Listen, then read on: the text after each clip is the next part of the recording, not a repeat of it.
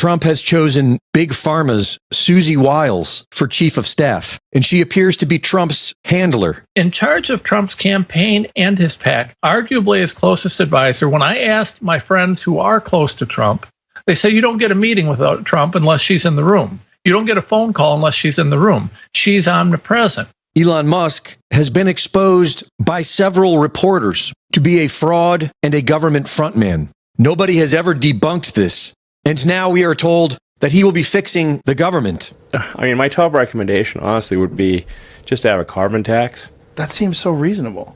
Yeah, I agree. There's just one thing that will matter. Put a price on carbon. That would be the best option. For sure. That seems like it'd be such a good idea. So far, the cabinet picks are painting a clear picture of where this is all heading. For UN Ambassador Elise Stefanik, who has received $917,000 from the Israel lobby.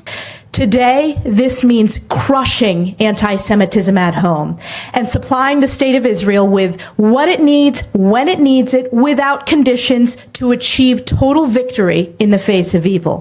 For Secretary of State, Senator Marco Rubio, who has received $1 million from the Israel lobby. Senator Rubio, will you call for ceasefire? No, I will not. Gaza? On the contrary. Senator Rubio, are you filming it? Wait, I want you guys to get this. I want them to destroy every element of Hamas they can get their hands on. These people are vicious animals who did horrifying crimes. And I hope you guys post that. And what about the civilians that are being killed every day? Hamas should stop hiding behind civilians, putting civilians in the way. Hamas knew that this was going to lead to this. So Hamas has stopped building their military installations underneath hospitals. So you don't care that 15,000 have died? You don't care about the babies that are being killed every day? I think it's horrifying. I think it's terrible, and I think Hamas is 100% to blame.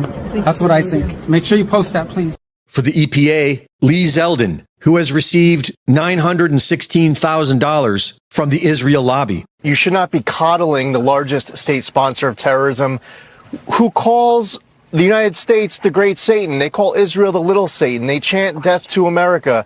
They develop intercontinental ballistic missiles, ICBMs, intercontinental.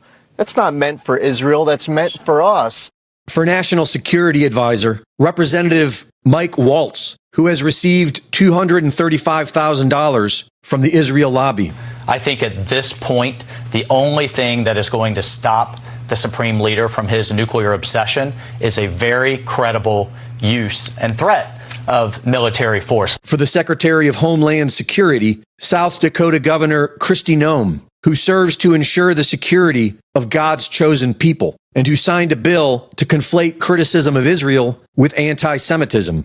For the U.S. Ambassador to Israel, former Governor Mike Huckabee, who says Palestinians don't exist. What happens next? It's about the end times. And quite frankly, some of us think we may just be living in them. So, Max Lucado, so good to see you. Thanks for joining us, and welcome as we talk about the end of the world.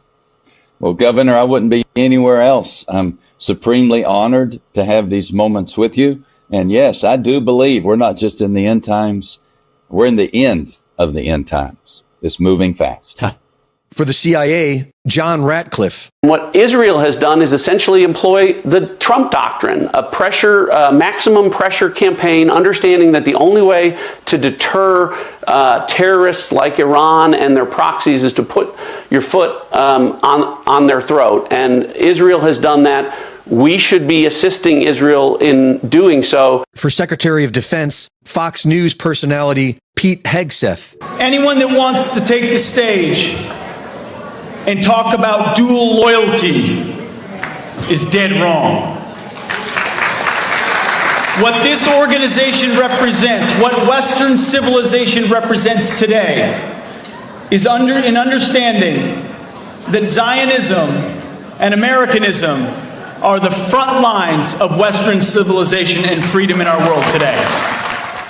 For the Senate Majority Leader, John Thune, who has received $460,000 from the Israel lobby. Not responding is not an option either. I mean, you have the animating force behind the evil in that region is Iran. And for U.S. President Donald Trump, who received $100 million from Zionist Miriam Adelson. Iran is not there for us. They want to kill us.